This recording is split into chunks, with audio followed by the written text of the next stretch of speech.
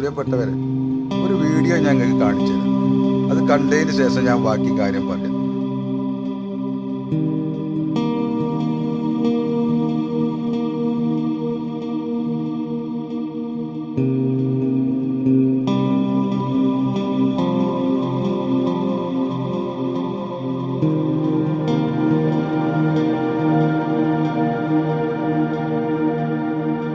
നിങ്ങളെല്ലാവരും ആ വീഡിയോ കണ്ടില്ലേ? അതിലിപ്പോൾ കോണിയുണ്ട്, ലാഡറുണ്ട്, പൈപ്പുണ്ട്, പിക്കാസ് ഉണ്ട്, കൈക്കോട്ടുണ്ട്, അങ്ങനെ ഒരുപാട് സാധനങ്ങളുണ്ട്. ഇതൊക്കെ ചിലപ്പോൾ നമ്മളെ വീട്ടിൽ ചിലവരെ വീട്ടിലൊക്കെ ഉണ്ടാവും. ഇതെല്ലാം ഇല്ലെങ്കിലും കൈക്കോട്ട്, പിക്കാസ് അങ്ങനെയുള്ള സാധനങ്ങളൊക്കെ ഉണ്ടാവും. അപ്പോൾ നമ്മൾ അയൽവാസിന്ന് നമ്മൾ എന്തെങ്കിലും ആവശ്യത്തിന് വേണ്ടിയിട്ട് കൈക്കോട്ടുണ്ടോ അല്ലെങ്കിൽ പിക്കാസ് ഉണ്ടോ ലാഡർ ഉണ്ടോ എന്നൊക്കെ ചോദിച്ചു വരും. അപ്പോൾ നമ്മളുണ്ടെങ്കിൽ അത് അവർക്ക് കൊടുക്കണം.